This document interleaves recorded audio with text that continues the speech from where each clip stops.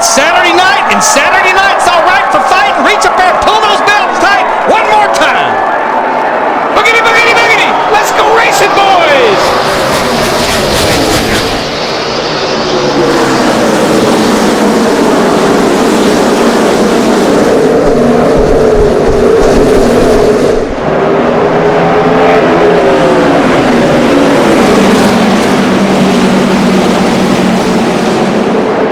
See the sparks already flying. That means this track has a lot of grip. They're faster than they've been all weekend long. Well, and you're on real low air pressure. I mean, you're probably down to 20-odd pounds in the right and in the teens in the lefts to start this race. Tire buildup is a big issue here. Pole sitter and hometown hero Denny Hamlin led the first lap. Here's the battle for fifth. Kyle Busch alongside Carpentier's number 10. And let me define that tire pressure buildup. Yeah. See all the Gillette Evernham cars there who had a great qualifying run. We talked to Patrick Compartier in the 10. You see Elliott Sadler in the 19 and Kasey Kahne in the 9, all right there together.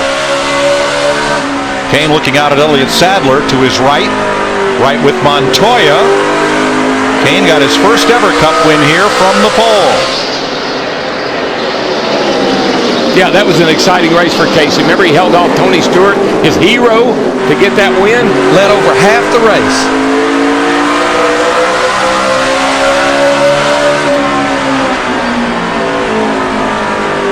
See how much brake you use getting off into these corners. Pablo Montoya, we're looking at him in the 42 car, got together with Patrick Compartier off the turn 4 last time. Oh, there, that's casual contact. Just a little rub. It's easy to call it casual when you're standing up here. Right, I agree. You ought to be riding in that 10 car. Here's another look at it on the right. Just coming off turn 4. Montoya's car just went up the racetrack just a little bit, though. No harm, no foul. Well, I'd be concerned about that left rear tire on Pat's car because I'll tell you that splitter gets in there. It can work on that left rear tire. Yes, it can.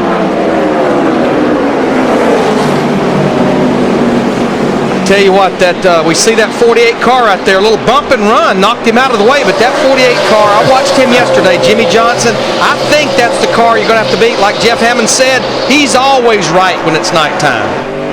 I don't know if Patrick knows it or not, but he's going to lose his fenders if he's not careful. He didn't give him good advice, did he? All over the place. Dadgum, you didn't tell him about that part.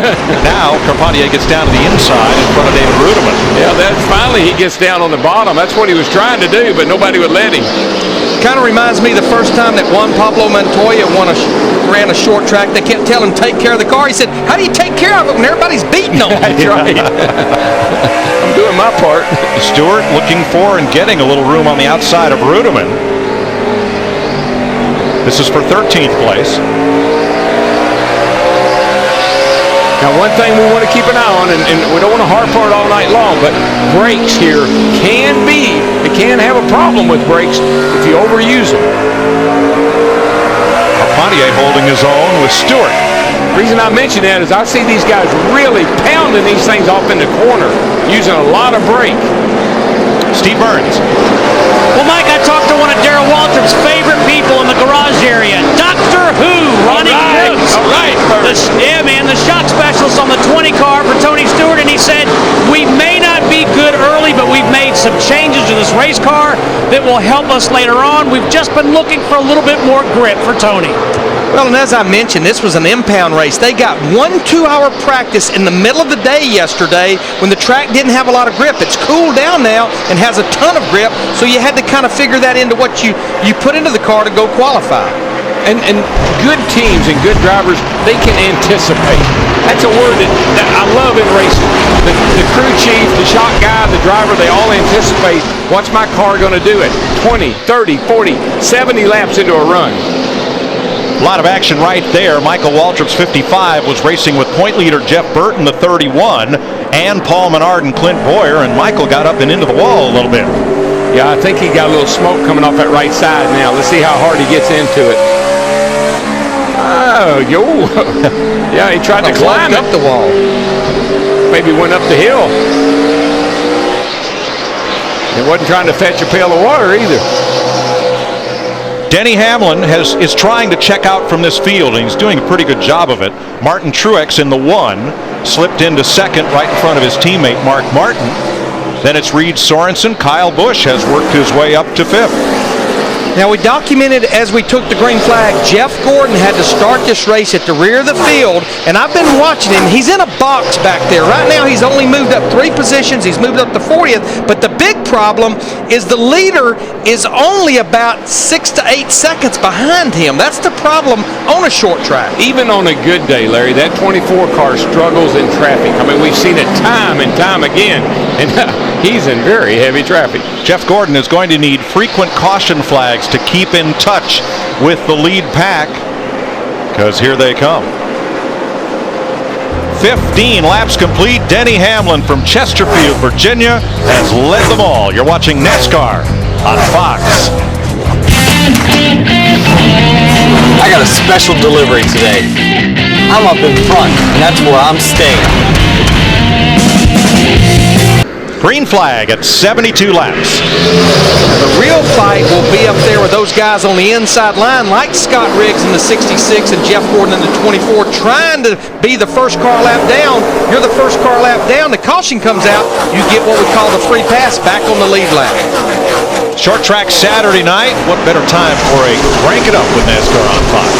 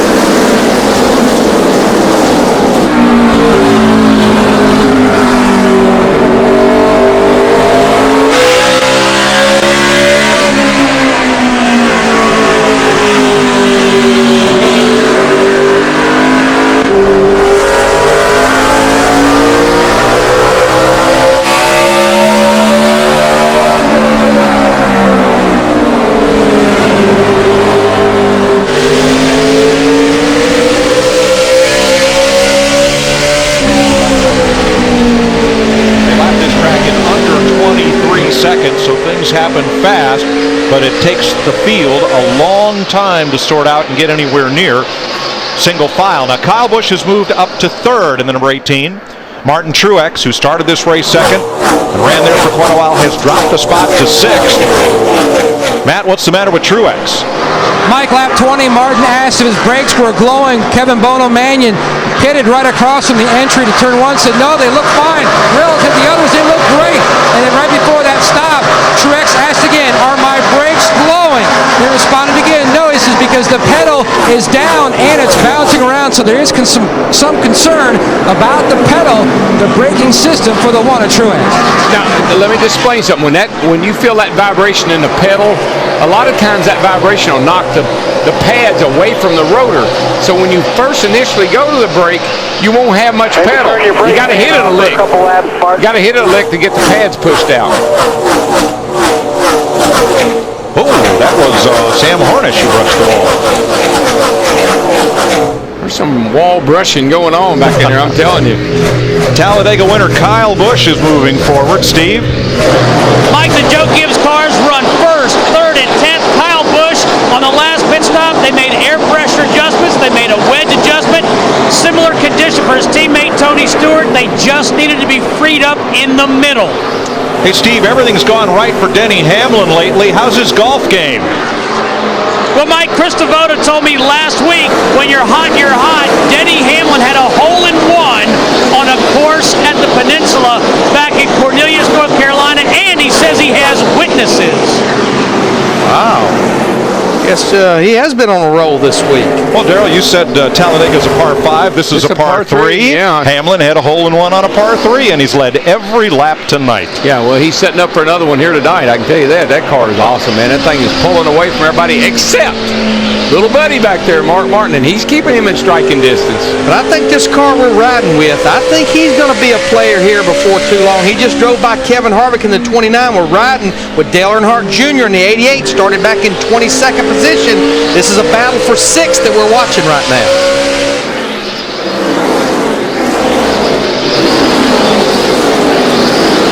We've documented Jeff Gordon's woes. He made a stop under this caution, trying to make that car better. Dick, what did they do? Almost nothing, Mike. Gordon said that the car is still snapping loose. The big problem is that it's tight, and then the back end tries to come around when he gets on the gas. The only changes that they made were to initial air pressure adjustment. He has passed just 11 cars since the drop of the green flag. Yeah, but he's done something that's good for him right now, Dick, and he's in the free pass position. If he can stay there, they've definitely helped that car from the way it started. But he's not back in that heavy traffic now. Well, let's hear what Jeff Gordon's saying about that car now. All right, race to 66 for the lucky dog. It's a long race still, so if we don't get up here, we'll keep making you better. We're just going to have to get it when it counts, buddy. You're doing good. I know it's not good, man. Just keep taking care of it. We'll get somewhere.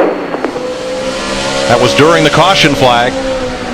Saw a little smoke there as he came off the corner. That car does that a lot. It rubs the fender a lot. I mean, I don't think there's a race that we haven't been to that he doesn't have a little smoke coming off the tires. And why is Jeff Gordon such a story? He won the pole here last year for this race, but this week has his worst start at Richmond ever. But I just believe what Steve Letarte, who we just heard, being a cheerleader to Jeff Gordon, I think what he told me is the absolute truth. Go back to Phoenix. Jeff Gordon won Phoenix there last year, and he was not that good when we were there. You heard Matt Yoakum earlier say, same tire combination we ran at Phoenix. I just don't think they can give him a feel right now that he's looking for with this generation of Goodyear race tires. You know, Mike, you talked about how durable these cars are. We do need to mention Johnny Sauter, Dave Scogan, that 70 car. They're still out there, only 2 laps down. In fact, running just out in front of Denny Hamlin right now. Of course, Denny's running him down now, but that just shows how durable this new car is, that you can hit the wall like that, come to pit road, pull the fender out, change the right front tire, and you're back out on the racetrack. That's the reason we have so many cars running at the end of these races now. When we restarted at lap 72, Elliott Sadler was the 4th place car. They picked up a lot of spots on pit road, perhaps by changing just 2 tires. Sadler is now paying the price for whatever change they made to get him track position. He's just fallen to 17th. Yeah, and I'm going to tell you right now, the leader's in 3 and 4, and he's in 1 and 2. He's only about a straightaway and a half behind, Steve. DW, just checked with the team. The problem with Elliott Sadler was somebody else made contact with him, and he lost about 5 positions and lost all the momentum he had from the restart. He's trying to get back into a rhythm. But, Steve, I can't imagine those guys. They had to have changed 4 tires. If you've been watching, you want 4 tires every chance you get.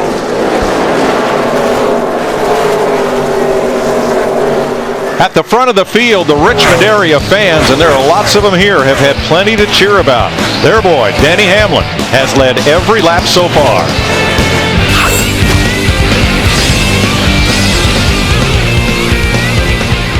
The Gibbs cars run 1st, 3rd, and 9th right now, with Denny Hamlin having led every lap so far. Kyle Busch in 3rd.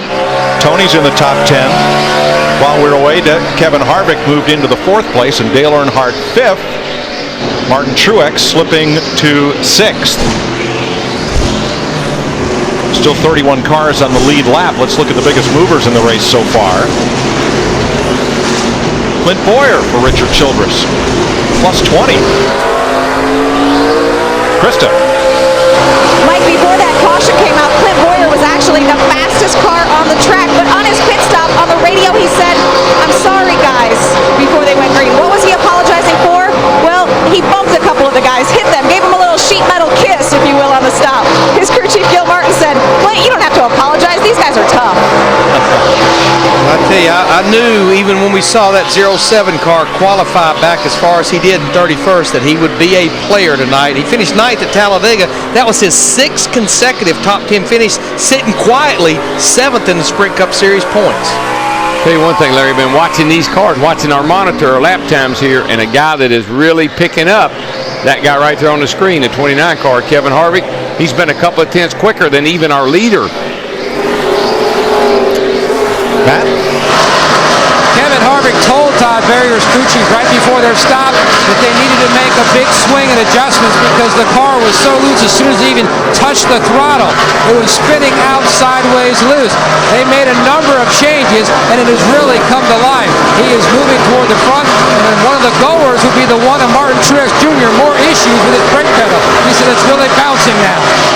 The Childress cars now run in 4th, 11th, and point leader Jeff Burton 21st. I'm not really surprised that cars like the 29 Kevin Harvick, Todd Berry had to make that big swing on the first pit stop. Remember, an impound race, they had to qualify what they were going to race, and I'm sure they had things just a little different to make adjustments on that first stop. Yeah, and I said earlier in our pre-race show, I worry about Jeff Burton for one reason. Jeff Burton's a great racer, and he always able to pull out a good finish. But you cannot qualify at the back every week and get up through there like he has. Been very, very fortunate.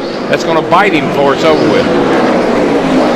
Yeah, right now he's only about 7 seconds in front of leader Denny Hamlin, who has led all 104 laps of this thing so far. And there he is. And Larry, I mean, he's obviously not all that comfortable with his car. You see him really jerking on the wheel, putting quite a bit of effort into that car right now. It's like he's really having to wait on it a long time in the middle of the corner. Yeah, he's got two hands full. When you got the right hand and the left hand all the way down toward your lap, you are pulling that thing hard through the turn. It's kind of old school driving. That's the way we used to do it. But he's got a car that looks like it's awfully, awfully tight with the front end right now. Well, one way they got very lucky, despite having a bad qualifying run, which means a late draw for pit position, there were still some spots open down toward turn 1. So they've got a good pit position from which to make up some time if they get a chance. There's no substitute for pitting toward the exit side of pit road, because when you complete that pit stop, you don't have to go that far to win the battle with another car off of pit road. I think you could ask Richard Childress and Dale Earnhardt if he was here, that when they won all those championships and the champion was able to pick the first pit every week, that really, really was a big advantage, particularly when we get to tracks like this. I was not a fan of that rule, and I remember doing a race with you and asking you about it. You think it's, and you said, I think it's a great rule. And I looked at you, huh? And you go, if you're the champion. If you're the champion, it was.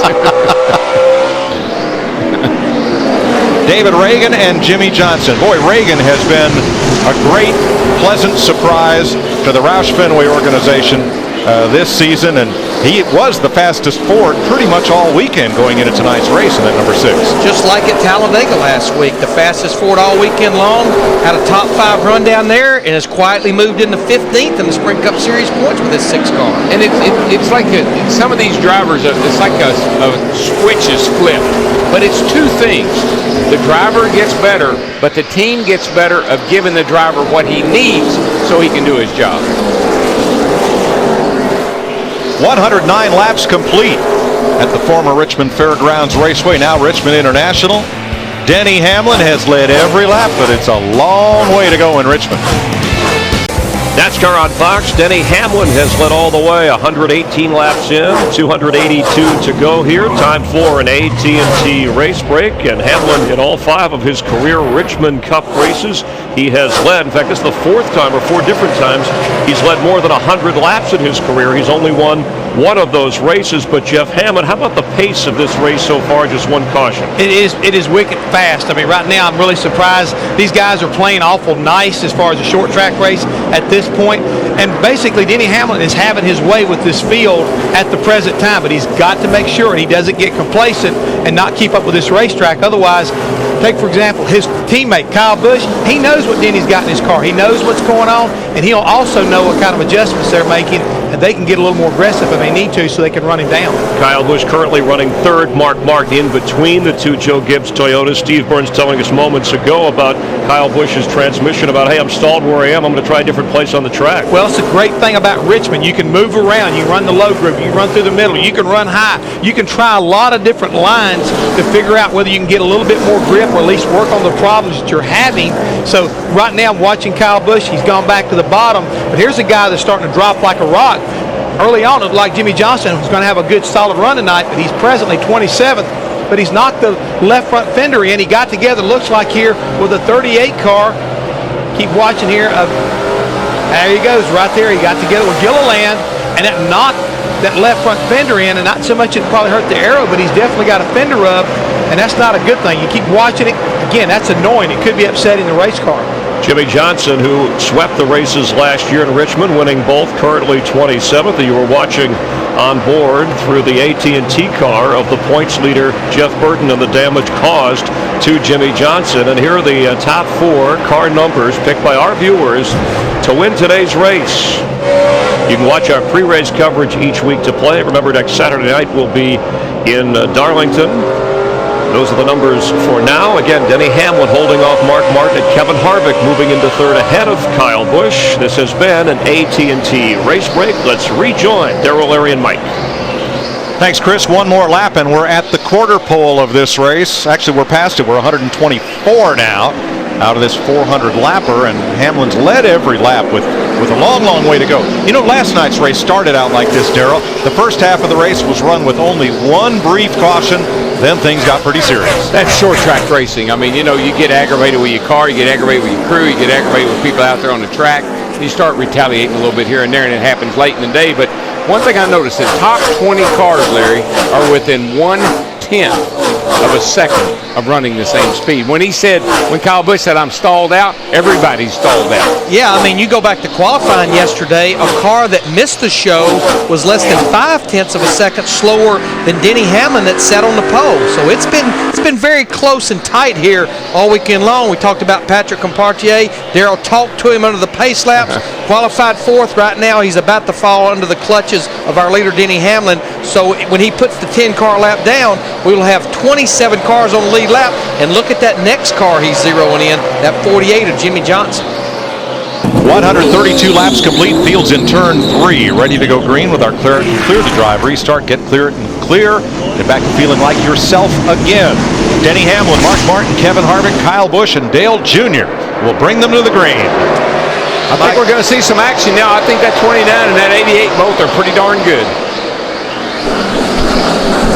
Mike, you talked about that was a huge lucky break for Jimmy Johnson 48 car. I think Chad Knaus decided to make a big swing. He brought that 48 car back to pit road a couple of times. A lot of major adjustments here on this second caution.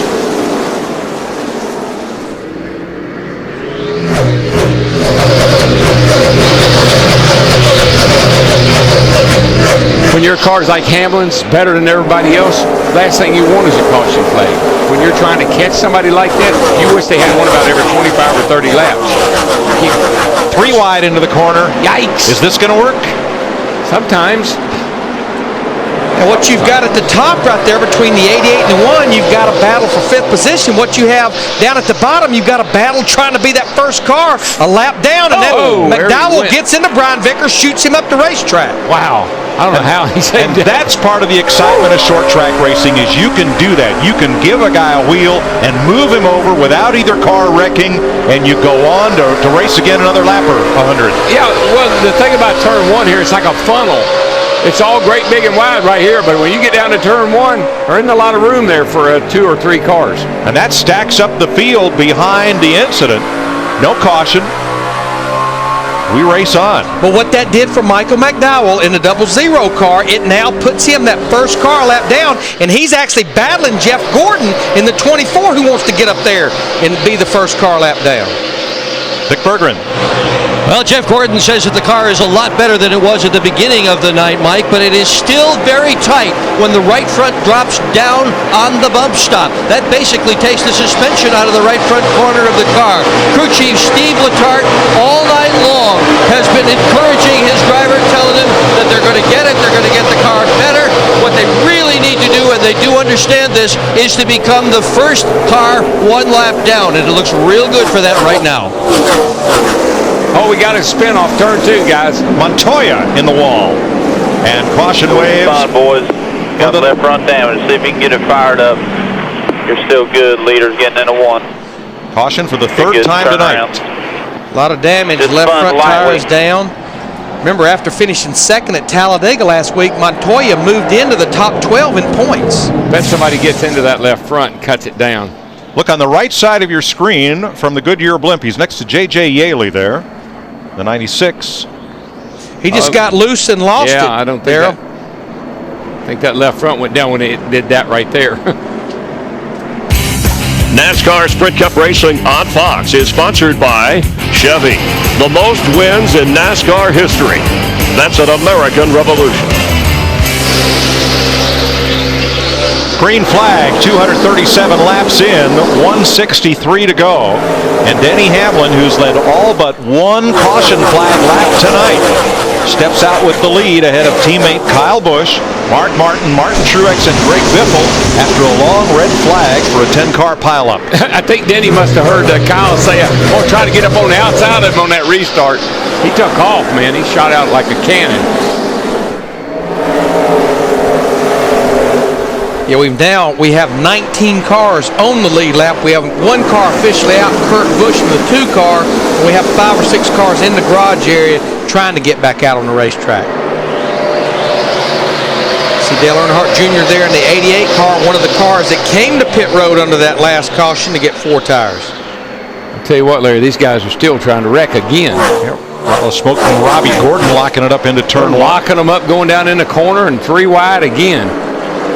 Jamie Max into the top 10. He got the free pass back on lap 129 in the 26 and has fought his way back into contention, as has Jeff Gordon, who just made the pass on Dale Earnhardt Jr. to move into 7th place. That little red flag over there, it's not a bad thing. Halfway through the race, stop, catch your breath, regroup, get you a big old drink of cold something or another, and have at it. How about Jeff Gordon? Started the weekend, the car was dog meat. He did not like that car at all.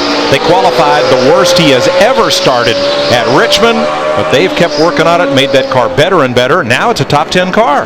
Yeah, it definitely, they got enough cautions in the beginning that they were able to make the right adjustments. Thing I was impressed the most, and I think it's been well reported, is what a cheerleader Steve Letarte was, the crew chief, not only to Jeff Gordon, but to that pit crew and the guys working on this car. Yeah, that little accident back there really breathed a lot of life into some of these guys that were, outside the top 10. A lot of good cars got taken out over there. Top 10, he just passed Kasey Kahne to move into the top 5. And moving forward, here he goes by the 19 car. That's Elliott Sadler right now, who's actually 1 lap down in the 19. Now Kevin Harvick in the 29 car, he was one of the cars that elected to come to pit road and get 4 fresh tires, and I think he's reaping the benefits right now, working on McMurray in the 26 and Biffle in the 16. After last night, I'd say he'll come to pit road every time there's a caution. What's he saying, Matt? And that was the deal, DW. Last night, it was a no-win situation. Tonight, he hit pit road, still trying to make some progress on this race car. His biggest issue, trying to get some forward bite-out exit. And meanwhile, the guy up front, Mark Martin, he was going to do what the guy in front of him did, and that was stay out. Well, guys, the clock is ticking. The clock is ticking on this race. The clock is ticking with opportunities to make adjustments on this race car as well. Well, one thing that I got, the 11 car is amazing. You think about this is an impound race. So whatever they did to that car to qualify on the pole, well, it had to be good for the race as well. This car has been flawless all night long. And not to mention the practice everyone got, including the 11 car, was 2 hours in the middle of the day. One concern we have, when we started this race, there was a stiff breeze blowing from out of the south. And there's a rain system that's been building down south of Petersburg and is on the way. This afternoon, we thought it wouldn't get here till about 2 a.m. But that storm is gaining momentum. And it's coming. Don't know how soon, but you just can't plan for this to be a 400-lap race because it might not go the distance. You got to run now like every lap is the last lap, because it's official now, because we are past the halfway point. We're told that storm is about an hour to an hour and 15 minutes away. Perfect. The perfect storm? The perfect storm. The race will end. We'll be in Victory Circle. It'll wash all the champagne off of you. Kind of like last week. It's perfect. Love it when a plan comes together. Kevin Harvick in the 29. We talked about him a second ago. We're riding with Tony Stewart in the 20. These guys right now working their way just back inside the top 10.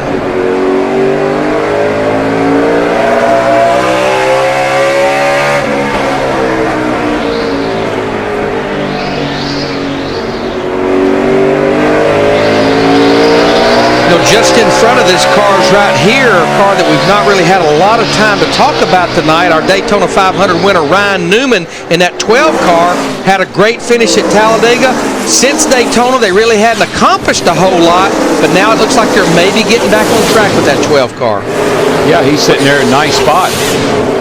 Elliott Sadler in the 19 threatens to knock the wall down at both ends of the speedway every lap. He's up there in that Michael Waltrip groove. There is Michael in the 55. And they're both running as close to the barrier as you can get. As I watch these cars here tonight, I can only think about next weekend. Next Saturday night at Darlington, because there you literally rub the wall. This car doesn't seem to be affected by getting up against the wall and rubbing against it. Just keeps on going. It doesn't hurt it that much. And we'll try to keep you updated on those cars that were involved in that accident under the last caution as they go back out on the racetrack. Juan Pablo Montoya in the 42 is back out there 19 laps down. Remember, came in here 12th in the Sprint Cup Series points. And right now, he would leave here 15th. Carl Edwards had some damage in that one. Most of the cars involved in that crash were lead lap cars.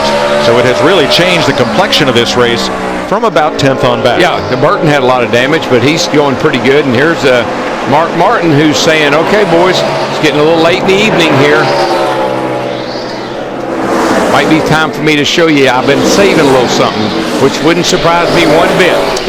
And as well as that car and that team performed at Phoenix about 3 weeks ago, not surprised to see them performing just as well. Started this race on the outside, the front row. They pretty much have been in the top 3 all night long. I can't help it. I got to say Good job, old man. Keep it rolling. Good job, old man. Talking to Mark Martin. That 18 car, it's so reminiscent of Earnhardt. You'd pass him, and then you'd look back in your mirror and you'd say, why did I do that? Now he's going to aggravate. Now he's going to aggravate the fire out of me. Steve? Mike, the report from Kyle Busch, he says the drive off the corner is okay, but I've gotten tight in the center. I just can't keep up right now. And when you're tight in the center and the car's not turning, it hurts the exit because you have to slow it down so much to get it to turn in the middle. Good race right here, Larry. 9th place. Ryan Newman in the 12, Harvick, the 29, and Tony Stewart.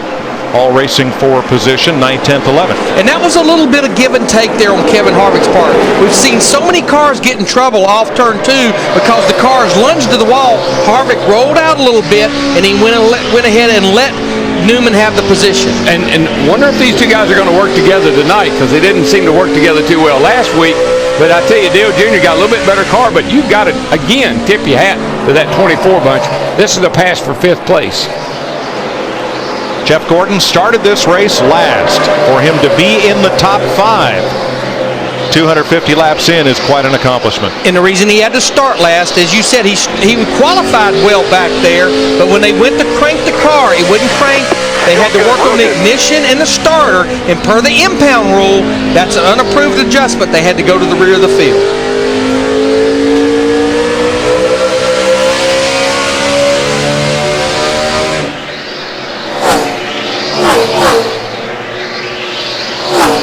.258 laps complete, 142 to go. Denny Hamlin out in front for almost this entire race. Ready for our Claritin Clear to Drive restart. Get clear, get back to feeling like yourself again. We will restart with 134 laps to go.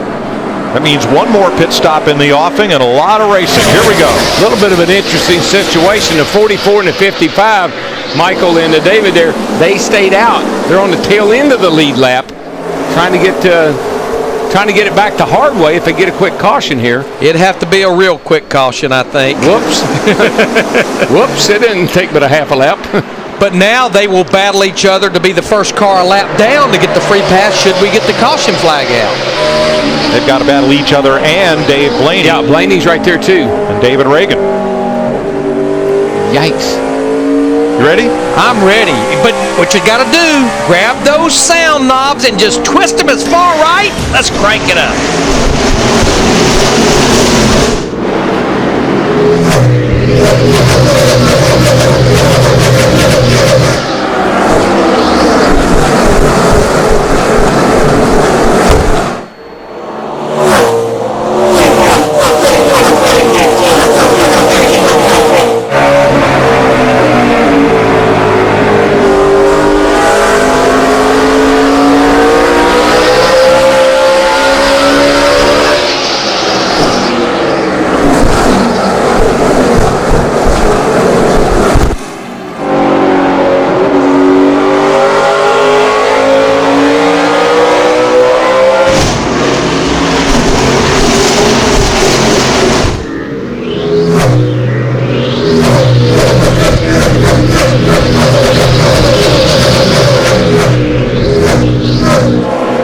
Denny Hamlin, runaway leader as they scrap for the first car 1 lap down position. Dave Blaney has that one.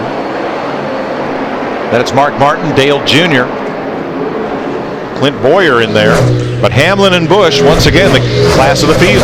But you just mentioned Clint Bowyer in that 07 car as Dale Earnhardt Jr. He's wanting to take that position away from the car that he's won here at Richmond before. The 8 car, he'll take that position away. He'll move into 3rd. You mentioned Clint Bowyer, who's right there inside the top 5 and 5th. He just ran the fastest lap that he's run so far in this race.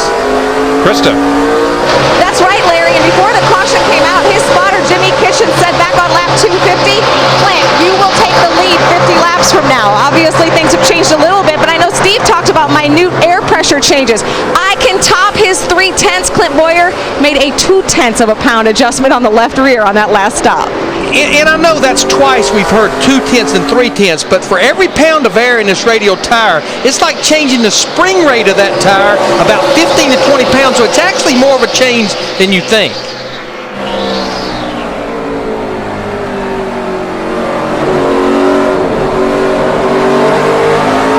Pump traffic's a little different here than it was last week at Talladega. Carl Edwards passing Jamie Mack for 14th place. Joe Nemechek right in there with them. And Robbie Gordon, they're both 3 laps down. Carl is just kind of fighting his way back. Had a little damage there. He put that bear bond on the left front. I think they got the car fixed up pretty good now. It looks like he's able to pass some guys. We need to mention Johnny Sauter and J.J. Yaley, the 70 and 96. They are now back out on the racetrack after being involved in that accident a while ago. Car that's been in the garage the longest, Matt Kenseth, has not yet returned. He's going to drop to 20th in the points. Jeff Gordon there racing with Kevin Harvick, and that's for 8th place. You know, you're talking about Matt Kenseth. I have kind of had a feeling he might be able to get himself back in the chase, but another bad night tonight, and now he's back to 20th. It's starting to look a little bleak for him. Yeah, Darrell, he's almost a full race behind 12th right now. And this is the 10th race. There's only 16 more to go till they cut off. So NASCAR Sprint Cup Racing on Fox is delivered by UPS, the official express delivery company of NASCAR. UPS delivers up-to-the-minute race info at foxsports.com, keyword Foxtracks. Big Brown won the Kentucky Derby. Now there's a name for a horse.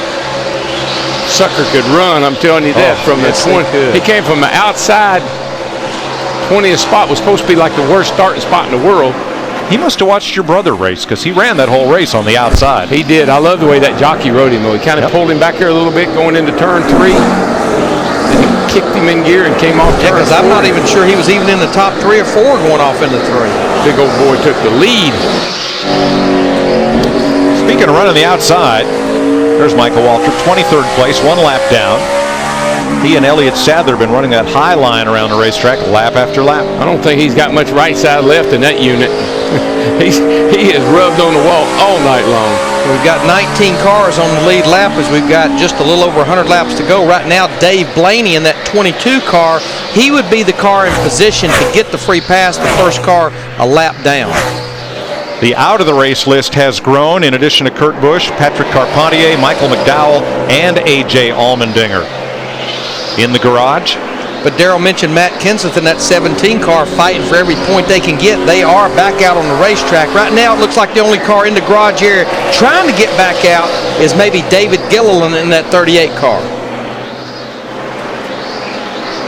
Larry, when they wreck these cars, if they don't bend the chassis up, if they just mess up the body, do they have to go back to the R&D center to be recertified? No, the only thing that has to be recertified by NASCAR is if you do structure damage, like the roll cage, the front snout, the rear clip. Body-wise, you do not. 3 cars fighting for 5th place. Clint Bowyer in the 07, Martin Truex in the 1. In the midst of them is Dave Blaney, the first car a lap down. Now they're a good distance behind Mark Martin, and they stop running side by side as Tony Stewart begins to fill up their mirrors. Watching the scoring monitor, now he's almost 3 seconds behind leader Denny Hamlin, but Dale Earnhardt Jr. in the 88, at least lap times, seems to be keeping tempo with that 11 car. But as I mentioned, he's about 2 3/4 seconds behind Denny Hamlin, as we now will have 100 laps to go. We're 3/4 of the way through. What I would be worried about if I was Denny Hamlin, if I were Denny Hamlin, he's coming up on a large group of cars that he's going to have to maneuver through. That probably will not cooperate very well. So that could allow 18 car of Kyle to close up, and even the 88 could get close. Depending on how he works this traffic. 100 laps to go. Getting down to it, boys. And one more pit stop, Steve. Mike, just listening to Kyle Busch, Denny Hamlin's teammate, he says, I'm still a little tight in the center, but my exit is a lot better. I feel good right now. His lap times, in fact, if you look at about the top 5 right now, they're pretty close to each other. Yeah, they seem like after a few laps, they just kind of all get locked in and run about the same speed. But that 11 car can just roll the center of the corner so much better than most of the other guys. Denny Hamlin has now led 300 laps. Bill Elliott led 348 when he won here in 1992. The last driver to win and lead every lap was Jeff Burton at New Hampshire. Hamlin can't do that because A.J. Allmendinger stayed out a couple of laps under caution to pick up 5 bonus points. Yeah, A.J. led 1 lap back on lap 207. 25 laps to go, Krista. Can you imagine what it would be like to ride in the race car with Dale Earnhardt Jr.? Well, I'm going to tell you what it's like. Right before that restart, Dale Jr. said to his crew chief, Tony Erie Jr., his spotter, TJ Majors, guys, I need some excitement. Pump me up. Here we go. Well, let me ask you something. Does anybody recall 2 years ago, I think it was, when Jr. won the last race here, you know who ran second to him? Man leading the race. The man leading the race. And he said that night, he said, if I only known that I could have gotten up there and gotten after him, I'd have done it. Well, all I know is that there is well over 100,000 seats here at Richmond. They're all empty right now because they're all standing up.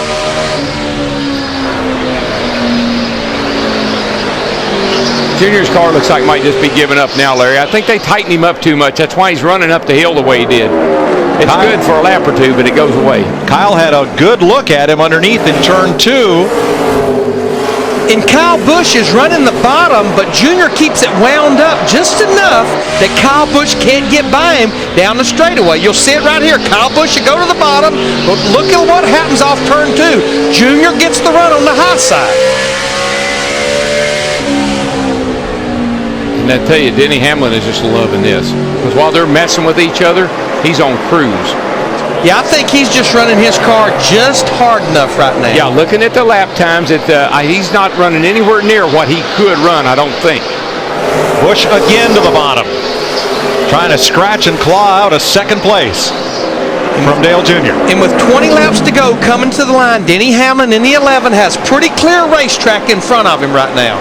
Steve, they are catching Hamlin even though they're side by side. Denny Hamlin has a flat tire, Mike. He just said they're going to get me. I've got a flat tire. Oh, man, be sure. Be sure. Let's see if we can see anything, Larry. Come down the front stretch, stay away from the wall if you can, so I can look at it. Right front looked a little soft. Maybe it should. It's hard to tell right now, but they are definitely catching him. Look at these two side by side behind him. Boy, I don't know, Larry. It's hard to say. It's not, it may be going down, but it's not down. No, that right front's rolling over all the way to the yellow letters. If it's me, you got to be sure, man. You can't take a chance. Oh, Junior's there on the outside, and Busch is there on the inside. When you get this late in a race, you always hear things. You always look at him right here, though. Whoa! Wide off turn 2. That can't work. But it did. And Dale Earnhardt Jr. comes out with a lead. They'll be coming to 17 laps to go. That's the way to do it, baby. That's the way to do it. Come on. Stay focused. 17 to go. You're the man. Was a power move. Get it. It's there. That took a lot of confidence, and it took confidence on all 3 of them to make it. Hamlin's car pushes up, and he surrenders third to Clint Bowyer. Driving away. Clint Bowyer will take that third position away. Now Denny Hamlin's going to fall into the clutches of Mark Martin. To go 16.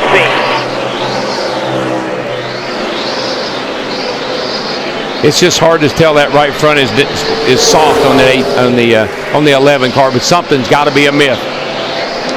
So what was a battle for second between Earnhardt Jr. and Kyle Busch now begins to form up as a battle for the win with 15 laps to go. And just remember, as Kyle Busch looks out the windshield, even though it's a different number, that's the driver that replaced him at Hendrick Motorsports, replaced Kyle Busch at the end of 2007.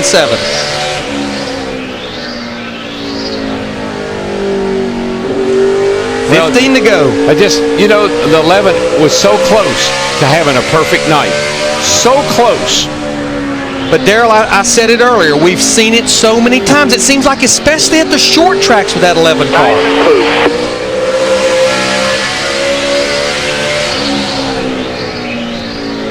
You can see right there, that's the interval back to Kyle Busch in the 18 car, up to Dale Earnhardt Jr. That 11 car is going to have to come to pit road. I'm afraid if that tire is that bad, it's going to blow if he doesn't come pretty quick. And Junior, in the lead, has not changed his line. He is still running the high line that got him up to the back bumper of Denny Hamlin. And can you just think about Bristol a few weeks ago? The 11 car had that race won. And on the restart, the thing wouldn't go. Here he is tonight. I mean, dominated this race. Unbelievable. He has fallen back to the 11th position now outside the top 10. He's just trying to find the checkered flag of this thing. He's in the way right now. Yeah, he's going to get run over or that tire's going to explode, one or the other. Denny Hamlin led 381 laps. Sorensen bounces off the wall. I think he said, man, that's the 11. Well, I tell you what, as we'll be coming to 10 to go, Dale Earnhardt Jr. in this 88 car, he has checked out to almost a second lead over Kyle Busch in that 18. Here it comes, man. Nice and smooth. Biggest thing Dale Earnhardt Jr. does not need right now is a caution. He does not need a caution. Every one of Junior's laps is a tenth of a second quicker than Kyle Busch. 2/10. Oh, the 11, there goes the tire. Turn 3 and 4, he just lost it. And it couldn't happen at a worse place because he's not going to make it around. He'll draw the caution sitting there. He didn't need a caution. Junior didn't need a caution. There's the caution. What a shame. A slow leak in the right front tire robs Denny Hamlin of victory and now will cost him a lead lap finish. Bowyer's been good. All the Childress cars have been pretty good. It's all on this restart right here. How he gets a restart. How he gets off the line. You got to get off the line. And he's right there with him as Tommy 18 is. Mark Martin right there anticipated that start, laid back a little bit. He's got a good look at this thing. Yeah, the guy that did not get a good restart was Tony Stewart back there. Bowyer gets a good run off turn 2. Now Mark Martin's all over the rear bumper of that 18 car. Mark Martin's going to pack it down into turn 3 and 4. They'll be side by side. White flag this time. That's what Clint Bowyer needed to see. Woo. Kyle Busch occupied with Mark Martin for second. Yeah, Bowyer's got it made now. I mean, this race with the Mark in the 18 car, he'll just drive off and leave them. They're racing like crazy. Well, they're side by side. One more time. Like crazy behind you. Now, this is it for the win. Clint Bowyer's going to take it to the bank. Take it to BB&T and cash the check. He wins in Richmond. Kyle Busch just edged Mark Martin back to finish second. Looks like Tony Stewart fourth and Martin Truex Jr. fifth. The last guy that had a lot of trouble getting out of Richmond, I think his name was Grant, wasn't it? That may be as bad as this one here. Yeah, we knew it all day, didn't we? In his 83rd start, Clint Bowyer scores his second Sprint Cup Series win. Denny Hamlin leads over 380 laps, can't win it. Dale Jr. gets the lead in the closing laps, can't win it. Clint Bowyer comes through. Congratulations, Team Chevy driver Clint Bowyer, on winning at Richmond from Chevy. An American Revolution.